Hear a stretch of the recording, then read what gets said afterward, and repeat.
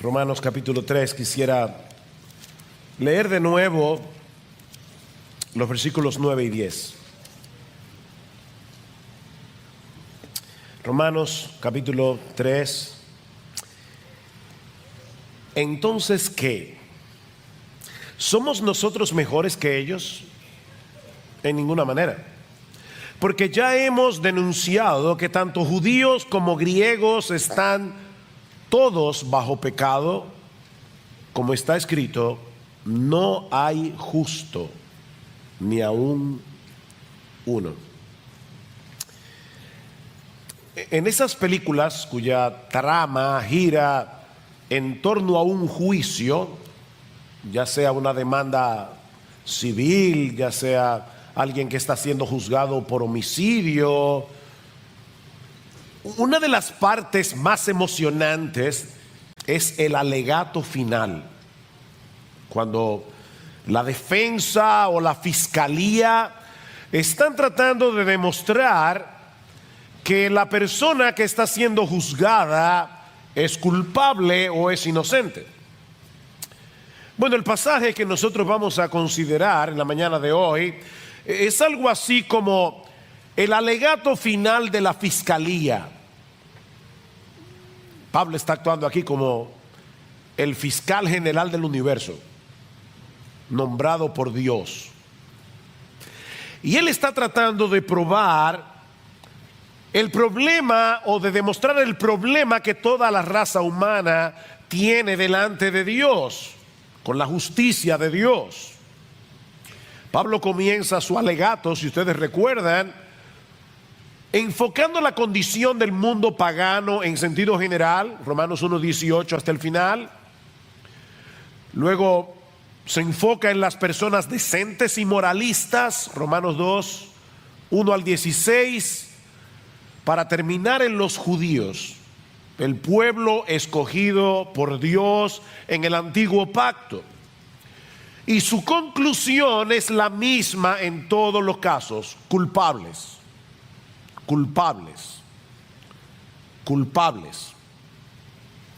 No existe una sola persona en el mundo que pueda presentarse delante del tribunal de Dios y ser hallada inocente. Todos somos culpables, todos somos merecedores del infierno, porque todos hemos violado la ley de Dios en incontables ocasiones.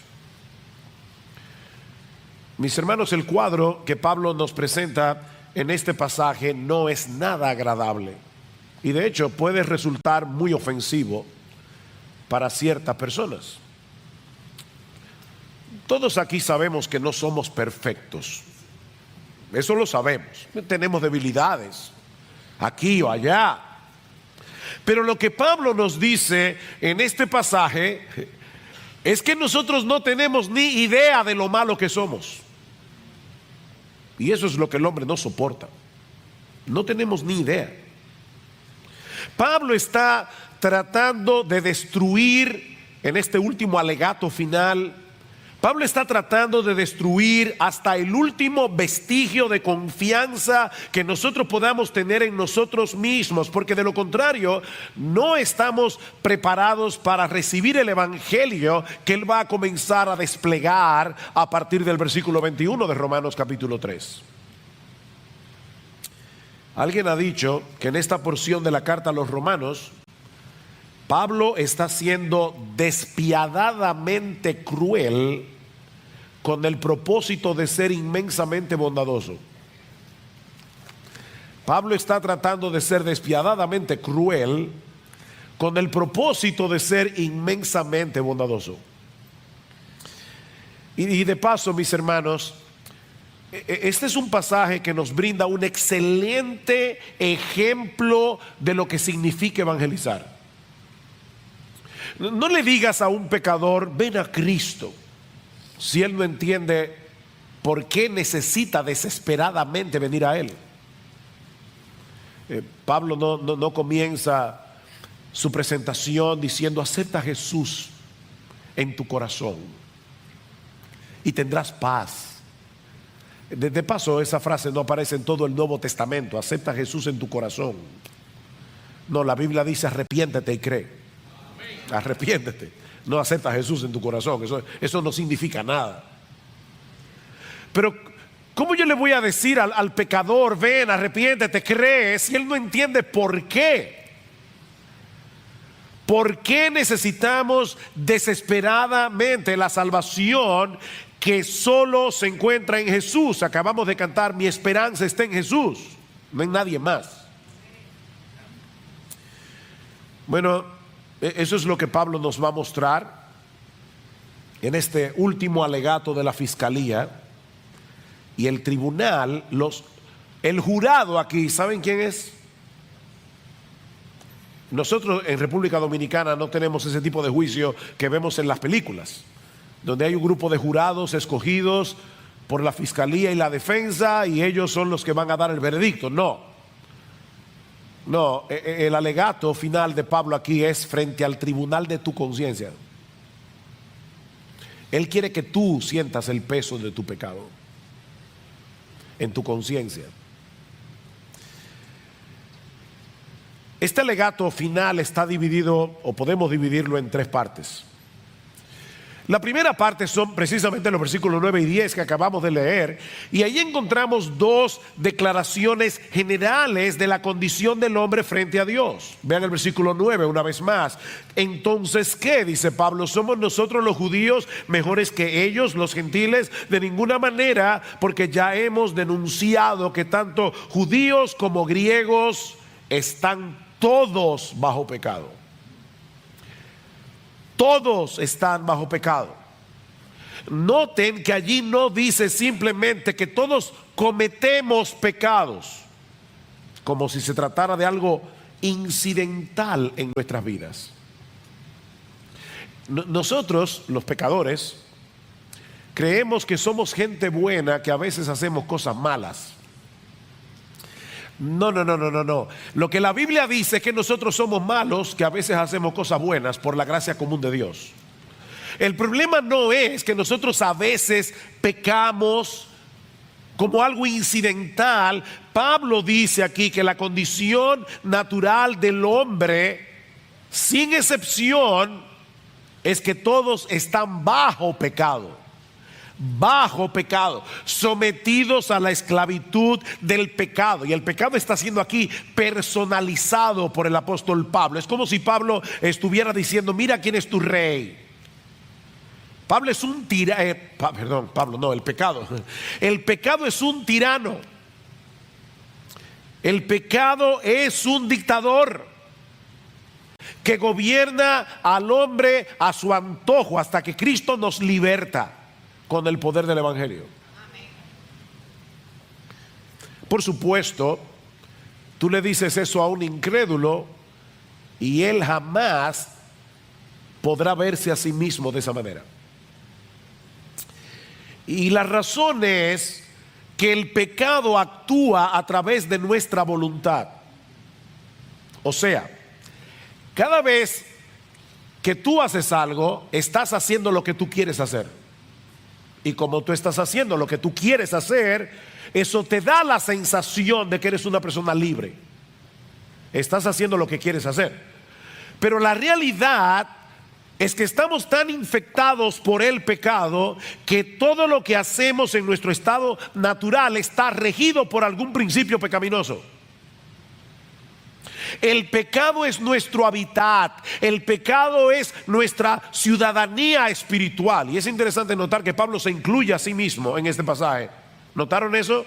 En el versículo 9, Pablo dice, somos nosotros mejores que ellos en ninguna manera, porque ya hemos denunciado que tanto judíos, es decir, dice Pablo, yo mismo, como gentiles, están todos bajo pecado. Cuando nos colocamos frente al estándar de la justicia de Dios, todos nos quedamos cortos, muy cortos. Consecuentemente, todos tenemos un serio problema legal frente a la justicia de Dios. Por eso es que Pablo dice en el versículo 10, como está escrito, no hay justo ni aún uno, no hay justo. Eso es un término legal. Nadie es inocente. Ese es el veredicto que ya fue emitido en la Suprema Corte de la Justicia del Reino de Dios. Todos sin excepción somos culpables. En el mundo entero no hay una sola persona que pueda ser considerada justa según el estándar de Dios. Es por eso que Pablo usa un lenguaje tan universalista en este texto. ¿Se dieron cuenta? Como está escrito, no hay justo ni aún uno. No hay quien busque a Dios. No hay quien entienda. Todos se han desviado. A una, todos se hicieron inútiles. No hay quien haga lo bueno. No hay ni siquiera uno. Y tú no eres la excepción. Nadie es justo. Ahora, puede ser que tú no te percibas de esa manera porque te comparas con otras personas y tú ves que eres mejor que otros en algunos aspectos. Definitivamente, casi seguro que tú eres mejor que Hitler o Trujillo o Mussolini. Claro que sí.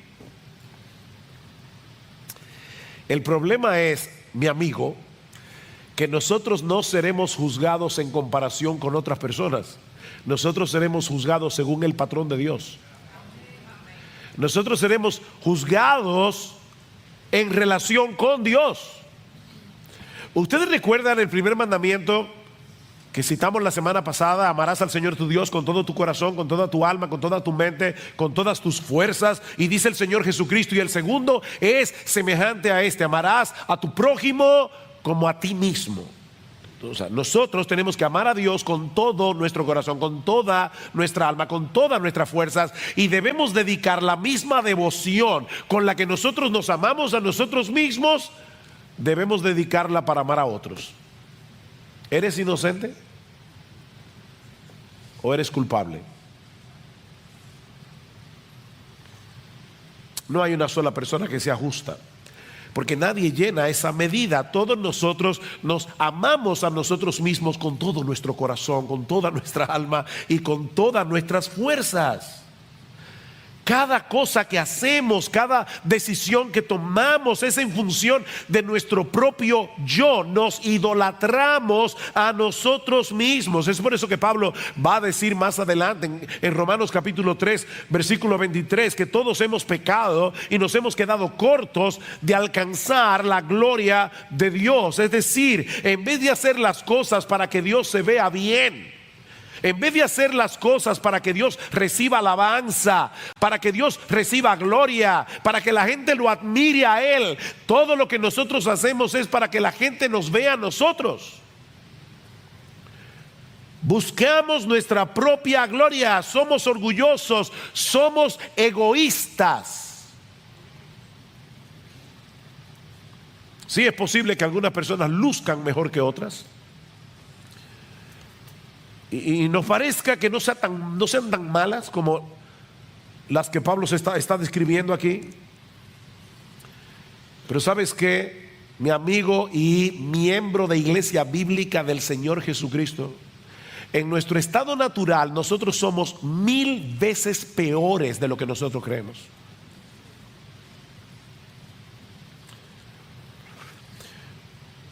Leí en estos días un ejemplo que creo que puede ilustrar esto. Imagínate que hay 3 nadadores que quieren llegar de Hawái a Japón nadando. Solo son 6.200 kilómetros. El primer nadador no sabe nadar. Se tira al agua y a los 5 minutos se hunde y se ahoga. El segundo nadador es un poco más experto, así que se puede nadar en mar abierto 60 metros, pero ¿qué va? Se hunde y se ahoga.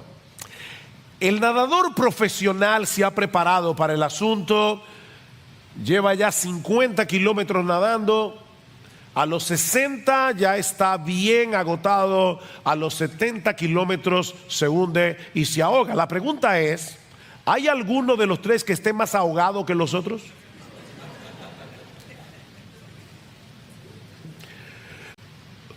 Unos llegaron más lejos, pero todos están igualitos de muertos. Eso es lo que Pablo está diciendo aquí. Todos estamos en la misma condición. No importa, mi amigo, cuán religioso tú seas. No importa cuál sea el nivel de moralidad y de decencia que tú hayas alcanzado en la vida. No importa si tú eres miembro del Club de los Leones o del Club de los Rotarios. Todos nos encontramos bajo el dominio del pecado. Todos somos culpables en el tribunal de Dios. Ahora, ¿cómo luce eso en la práctica? ¿Qué produce esa condición en nosotros? Bueno, Pablo va a explicarnos ahora algunas de las características de los pecadores, precisamente porque estamos bajo pecado. Pero lo que me llama la atención es la forma tan extraordinaria o sorprendente o inesperada en la que Pablo hace esto, porque lo que hace Pablo es presentar una serie de textos bíblicos tomando las escrituras que los judíos veneraban.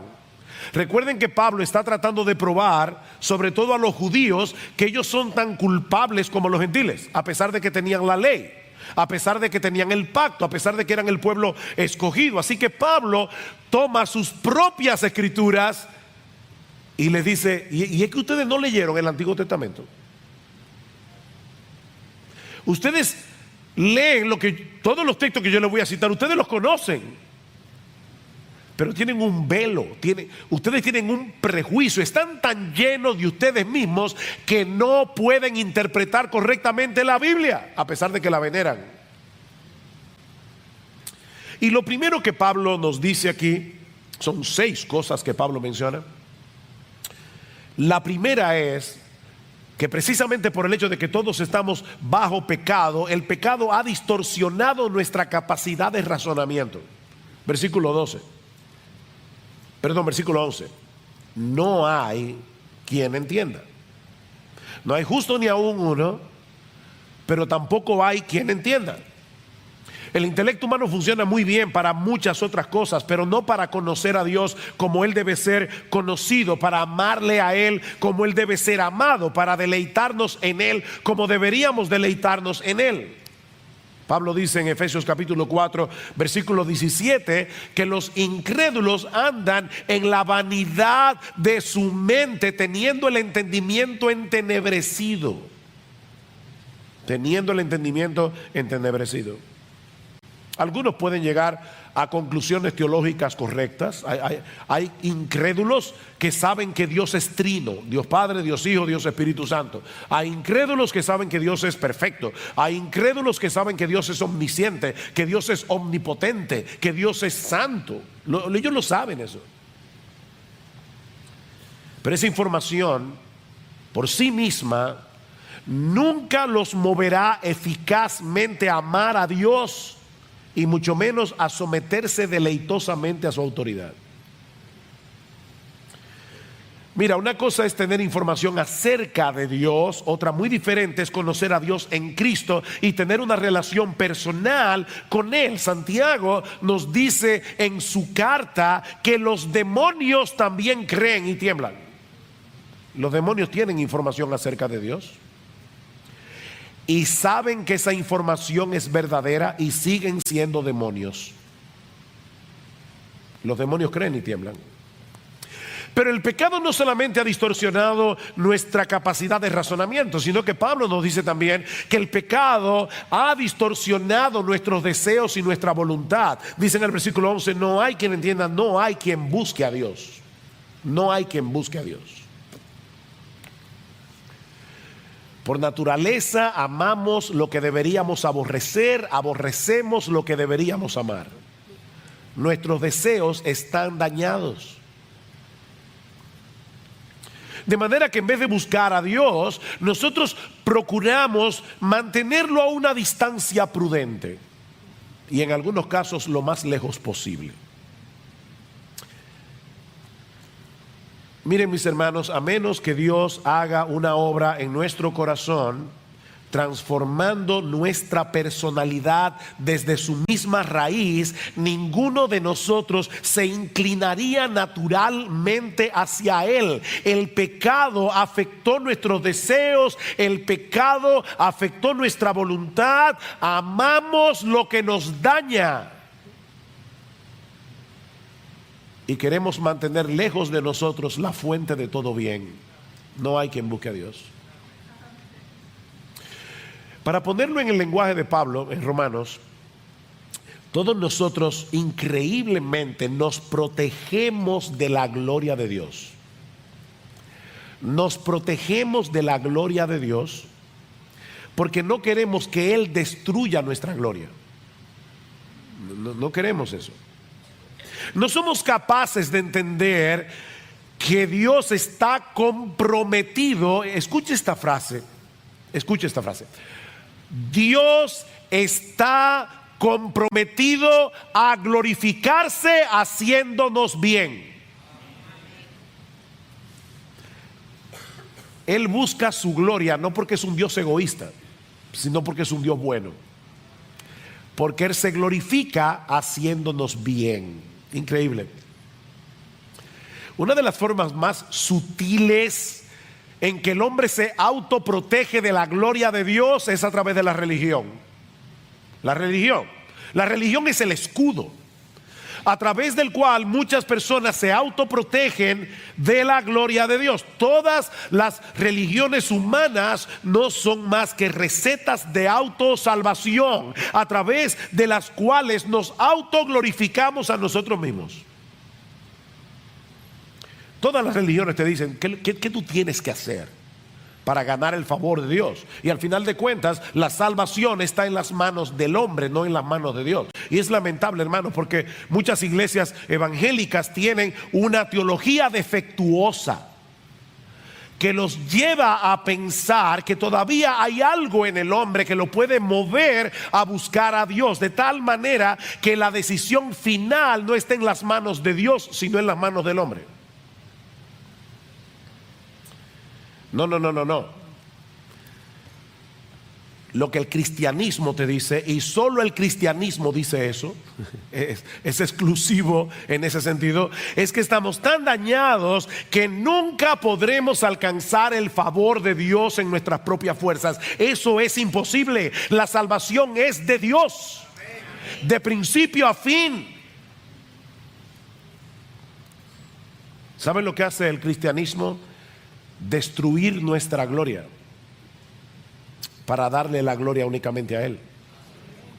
Mas por obra suya, dice Pablo en 1 Corintios, mas por obra suya estáis vosotros en Cristo Jesús. Si no hubiera sido por la obra de Dios, no estaríamos en Cristo Jesús, el cual se hizo para nosotros sabiduría de Dios y justificación y santificación y redención, para que tal como está escrito, el que se gloría, que se gloríe en el Señor. No hay gloria humana. Por supuesto, si nuestros deseos, si nuestro entendimiento y nuestros deseos han sido afectados por el pecado, eso afectará también nuestro comportamiento. Vean el versículo 12. Todos se han desviado, a una se hicieron inútiles. No hay quien haga lo bueno, no hay ni siquiera uno. Bueno, pastor, yo lo iba siguiendo en el mensaje y estaba de acuerdo. Ahora sí que no. ¿Usted va a negar que hay personas en el mundo, incluso personas que no son cristianas, que hacen cosas buenas? Sí, es verdad. Por el simple hecho de haber sido creados a la imagen de Dios, el hombre tiene inclinaciones hacia cosas que son buenas en sí mismas. No hay que ser cristiano para ser un padre que ama a sus hijos. Hay esposos no cristianos que nunca le han sido infieles a sus esposas. Hombres fieles. Hay hombres que son honestos en sus negocios. Incrédulos que son honestos en sus negocios. Se dedican a causas humanitarias y muchas cosas más. Pero cuando la Biblia habla de buenas obras, no se refiere únicamente a las cosas que hacemos, sino a las cosas que hacemos según el estándar de Dios y buscando la gloria de Dios. Ahí es que la cosa se pone difícil. Ok, déjame ponértelo de esta manera. Tú estás en la 27 de febrero, hay una viejita que quiere cruzar al otro lado. Así que tú ayudas a la viejita, la tomas del brazo y la vas cuidando de los carros y la llevas sana y salva al otro lado. Pregunta, ¿es esa una buena obra? ¿Sí o no? Ok. Algunos dijeron sí, yo digo depende. Depende. ¿Qué tal si tú estás ayudando a la viejita a cruzar al otro lado de la calle porque está más oscuro y quieres robarle la cartera? ¿O qué tal si tú estás ayudando a la viejita porque tú quieres que la gente te vea y te admire y piense bien de ti? ¿O qué tal si tú estás ayudando a la viejita porque tú crees que al hacerlo de alguna manera te estás ganando el favor de Dios? Vas a hacer una transacción con Dios. Yo sé que yo pequé ahorita, hice lo que no debía hacer, pero ahora ayuda a la viejita. Entonces, compensa. ¿Se dan cuenta, mis hermanos? Una buena obra no se puede definir por la obra en sí. La motivación lo cambia todo. La motivación lo cambia todo. Si tú no hiciste lo que hiciste para la gloria de Dios, ya no es una buena obra. Dice el Señor en Mateo capítulo 5, versículo 16: así alumbre vuestra luz delante de los hombres, para que vean vuestras buenas obras y glorifiquen a vuestro Padre que está en los cielos.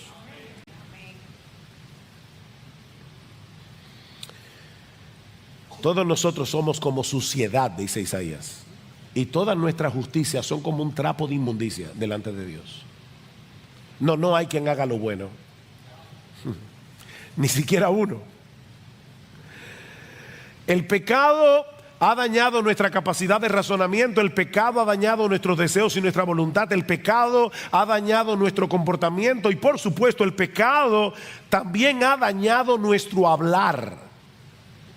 Nuestro hablar. Vean lo que dice el versículo 13: sepulcro abierto es su garganta, engañan de continuo con su lengua, veneno de áspid o de serpiente hay bajo sus labios, llena está su boca de maldición y de amargura.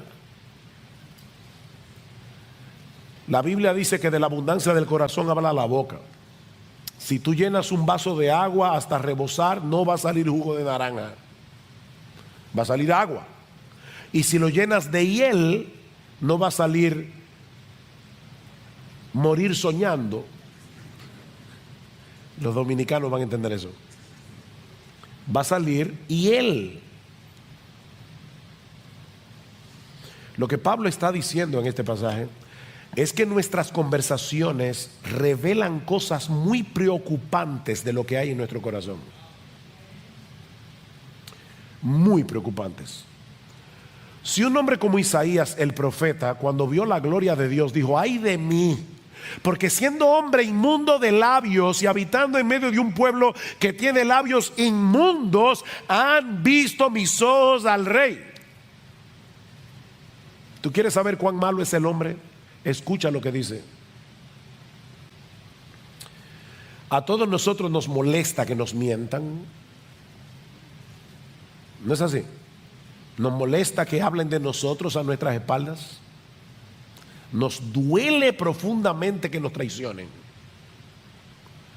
Sin embargo, la mentira es sumamente común, el chisme es sumamente común. El mundo es un lugar peligroso en el cual vivir, porque el ser humano es chismoso y engañador, es cruel con su boca. En el momento en que tú menos te lo esperas, te enteras de que alguien en quien tú confiabas ha estado hablando mal de ti. Y eso sí duele. A ti no, a mí sí. Eso duele. Ahora déjame hacerte una pregunta, honestamente. Tú nunca has cometido ese pecado.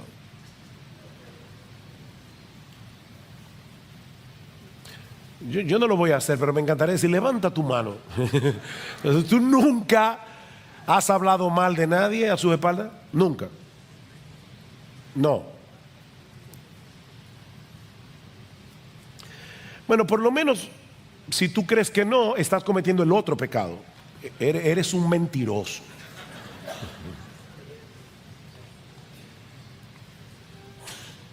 Nuestras palabras son un reflejo de lo que tenemos en el corazón. Nos promovemos a nosotros mismos mientras manchamos la reputación de otros. Somos más prontos para criticar que para alabar.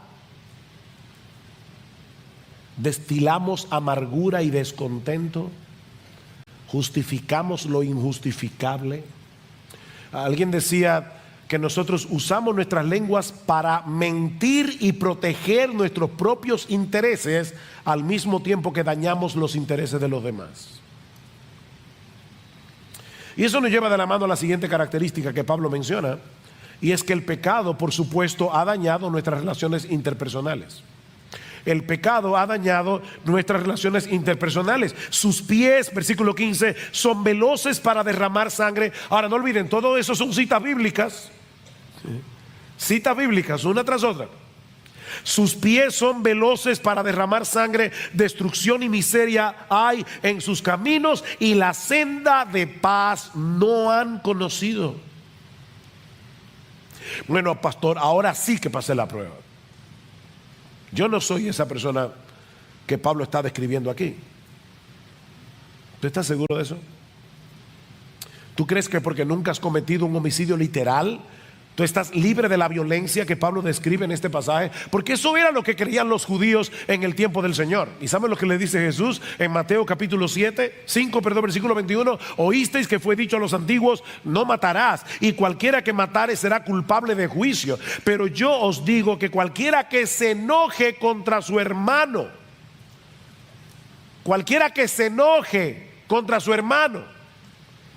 al punto de querer de alguna manera que esa persona sufra, ya es culpable de juicio. Cualquiera que le diga necio a su hermano será culpable ante el concilio. Cualquiera que le diga fatuo quedará expuesto al infierno de fuego. En otras palabras, Pablo está diciendo que a los ojos de Dios, o el Señor Jesucristo está diciendo que a los ojos de Dios, un corazón airado contra otra persona al punto de querer hacerle daño física o verbalmente, ya es un homicida a los ojos de Dios.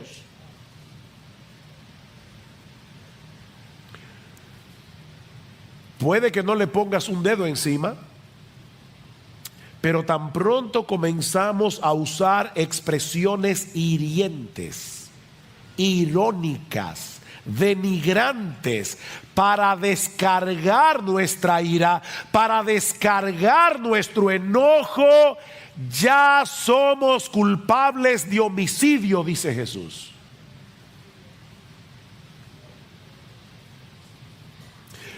Déjame hacerte una pregunta. ¿Cómo tú reaccionas cuando alguien se interpone entre tú y tus deseos? O déjame hacerte la pregunta de una manera bíblica. ¿Cómo tú reaccionas cuando alguien bloquea tu acceso a tus ídolos? Al ídolo de tu comodidad, al ídolo de tu control, al ídolo de tus placeres. ¿Cómo tú reaccionas?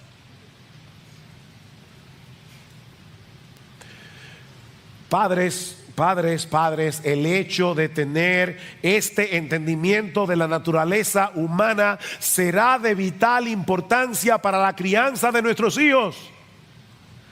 de vital importancia, a menos que veamos a nuestros hijos a la luz de lo que Pablo nos está diciendo en este pasaje. No vamos a entender muchas de sus reacciones cuando los estorbamos. No vamos a entender por qué nuestros hijos, lo mismo que nosotros, necesitamos desesperadamente el evangelio. Y de paso, eso también nos ayuda a entender por qué el proceso de santificación es tan difícil. Porque nosotros somos justificados en un instante cuando creemos en Jesús. Su justicia perfecta es puesta en nuestra cuenta, pero ahora tenemos que lidiar con nuestros hábitos pecaminosos que adquirimos en nuestra antigua vida. Nuestros pies quieren seguir corriendo hacia el mal, nuestra boca quiere seguir hablando lo que no debe hablar, nuestro corazón sigue inclinado por el pecado que mora en nosotros, al mal. Ahora, la parte más crítica de este diagnóstico es el hecho de que el pecado ha dañado nuestra relación con Dios. Versículo 18. No hay temor de Dios delante de sus ojos. No hay temor de Dios delante de sus ojos. Toda nuestra vida está al garete, es un barco sin timón hasta que aprendemos quién es Dios y comenzamos a vivir en consecuencia. La Biblia dice en Proverbios capítulo 1 versículo 7 que el principio de la sabiduría, el ABC de la sabiduría es el temor al Señor. El temor al Señor.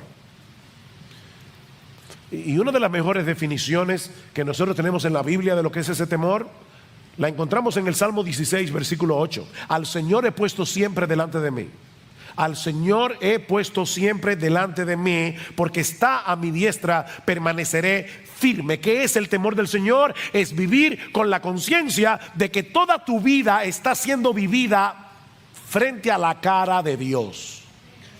Salmo 139. ¿A dónde me iré de tu espíritu? ¿A dónde huiré de tu faz? Dice el texto hebreo. No importa dónde te vayas, estás en la presencia de Dios. Pero nosotros no estamos conscientes de la presencia de Dios y por eso no tenemos temor de Dios. Otro texto sorprendente para describir de qué se trata el temor piadoso hacia Dios, porque un pecador puede tenerle terror al castigo de Dios, y es correcto que le tengas temor, pero no es de ese temor que Pablo está hablando aquí. Un texto sorprendente para entender lo que es el temor a Dios es el Salmo 130, versículos 3 y 4. Dice el salmista: Señor, si tú tuvieras en cuenta las iniquidades, ¿quién podría permanecer en pie? Pero en ti hay perdón para que seas temido. Espérate. Si yo leyera en ti hay castigo para que seas temido, yo podría entenderlo. Pero el salmista está diciendo: en ti hay perdón. Y es precisamente ese perdón, la conciencia de que tú eres un Dios perdonador, lo que produce temor en mi corazón. ¿De qué temor es que está hablando el salmista? Es una mezcla de asombro, gratitud, reverencia ante la persona de Dios, porque siendo un Dios tan santo, Él está dispuesto a perdonarnos. ¿Cómo deberíamos vivir con la conciencia de que estamos frente a un Dios así? Pero el incrédulo ha decidido vivir de espaldas a Dios, como si lo que él pensara de las cosas no tuviera la menor importancia, como si nunca nosotros fuéramos a presentarnos, a comparecer delante de su tribunal para dar cuenta de nuestra vida. Miren, si nosotros tuviéramos que resumir en una sola frase por qué el mundo está como está, el versículo 18 del capítulo 3 lo resume perfectamente: no hay temor de Dios delante de sus ojos. Esa es la condición humana. El término que usan los teólogos para etiquetar esta condición es depravación total o corrupción radical. O sea, una corrupción que llega hasta la raíz. Lo que esta expresión significa, depravación total, corrupción radical, no es que todos los hombres sean todo lo malo que pudieran llegar a ser, o que todos los seres humanos sean completamente incapaces de hacer alguna cosa que sea relativamente buena. No. Lo que esto significa es que todas las facultades del hombre han sido dañadas por el pecado. Nuestra mente ha sido dañada por el pecado, nuestra voluntad ha sido dañada por el pecado, nuestras emociones han sido dañadas por el pecado. Estamos dañados. Recuerda, Pablo muy sabiamente no nos está dando su conclusión de lo que él ve en el hombre. Él está citando la Biblia para decirnos: eso es lo que Dios ve en el hombre. Este no es el alegato de Pablo, es el alegato de Dios.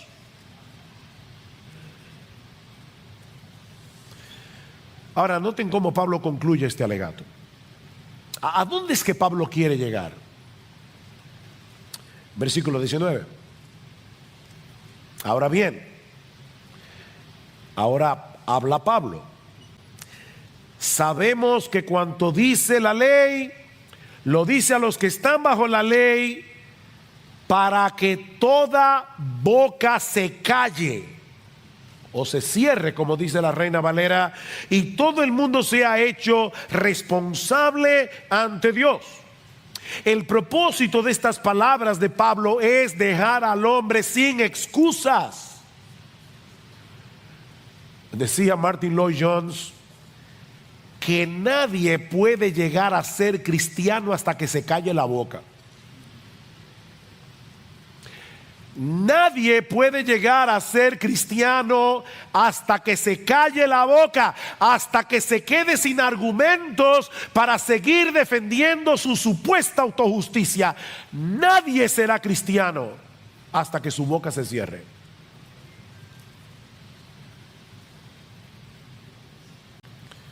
Mi amigo, nadie será justificado, es decir, declarado justo en el tribunal de Dios basado en su propia obediencia a la ley, porque la función de la ley es ayudarnos a ver lo malo que somos. Versículo 20, porque por las obras de la ley ningún ser humano será justificado delante de él, pues por medio de la ley viene el conocimiento del pecado. Es por medio de la ley. Como Pablo va a decir más adelante, es por medio de la ley que el pecado viene a ser sumamente pecaminoso. Tú crees que tú eres más o menos malo, pero cuando te ves delante del espejo de la ley, dices: yo soy malísimo. Malísimo.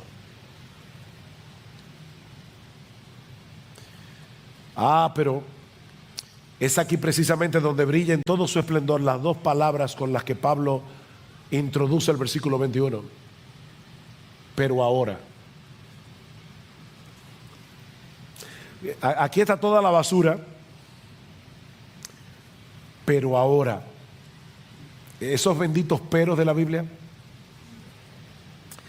Aparte de la ley, la justicia de Dios ha sido manifestada, atestiguada por la ley y los profetas. Es decir, la justicia de Dios por medio de la fe en Jesucristo para todos los que creen. La justicia de Dios por medio de la fe en Jesucristo. Hay uno solo que es completamente justo. Hay uno solo que entiende. Hay uno solo que guardó la ley de Dios de principio a fin. Hay uno solo que agradó a Dios el Padre a través de su obediencia desde la cuna hasta la tumba. Y ese único ser humano que ha hecho eso es Jesucristo, que es al mismo tiempo Dios. Ahora, noten algo importante, mis hermanos, y yo estoy acabando. Este pasaje que acabamos de leer no es parte de un tratado evangelístico que Pablo escribió para evangelizar a los incrédulos de Roma. Este pasaje es parte de una carta que Pablo escribió a una iglesia, a una comunidad de creyentes. ¿No le llama la atención eso? ¿Saben qué es lo que estoy tratando de decir? Que tú y yo, cristianos, miembros de Iglesia Bíblica del Señor Jesucristo o de cualquier otra iglesia aquí en esta mañana, tú y yo necesitamos recordar continuamente la condición en que nos encontrábamos cuando Cristo nos rescató. Porque de lo contrario jamás vamos a poder crecer en nuestro entendimiento del amor de Dios, y eso impactará profunda y negativamente nuestra devoción a Él. ¿A dónde va a terminar Pablo? En Romanos capítulo 12: os ruego, hermanos, por las misericordias de Dios, que presentéis vuestros cuerpos en sacrificio vivo, santo, agradable a Dios, que es vuestro culto racional. Es a cristianos que Pablo le está diciendo: no olvides lo que tú eras. No olvides lo que tú eras.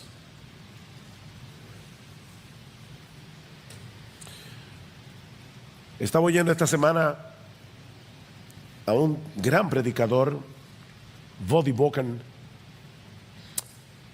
y él contaba en su predicación que en una ocasión él fue a visitar la prisión de más alta seguridad en el mundo. Se encuentra en Angola,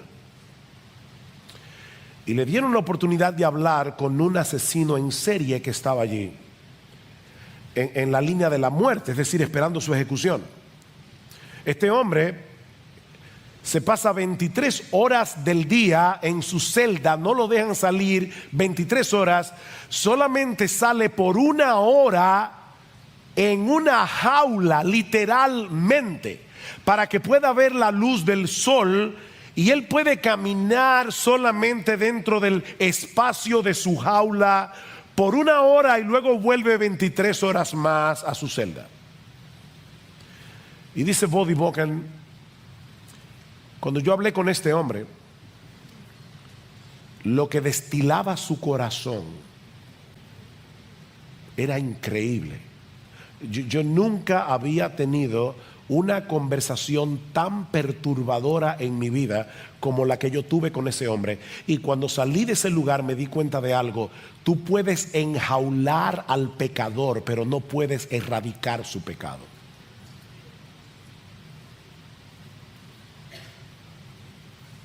Eso solo puede hacerlo Jesucristo. Solo puede hacerlo Jesucristo. Si tú eres cristiano, tal vez tú dices: wow, pero yo no llegué tan lejos, porque la gracia común de Dios te estorbó. Pero tú y yo somos de la misma masa que ese hombre.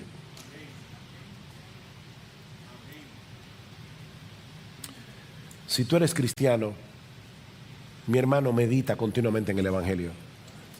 Medita en lo que Dios hizo por ti en la cruz del Calvario, cuando tú estabas muerto en tus delitos y pecados. Todo lo que Dios tuvo que hacer para poder perdonar tus pecados sin pasar por alto su justicia. Tú eras un enemigo de Dios, estabas muerto en tus delitos y pecados, pero Él te amó desde antes de la fundación del mundo. Él pensó en ti. Él decidió rescatarte por una razón que no está en ti, está en Él.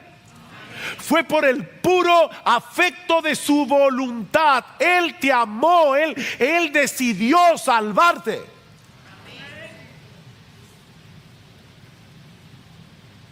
Mira, si tú no entiendes eso, no vas a poder crecer en humildad, no vas a poder crecer en tu devoción a Dios, no vas a poder tener una vida fructífera en el Evangelio. Porque así dijo el alto y sublime, el que habita la eternidad y cuyo nombre es el Santo: yo habito en la altura y la santidad, y con el quebrantado y humilde de espíritu, para hacer vivir el espíritu de los humildes y para vivificar el corazón de los quebrantados.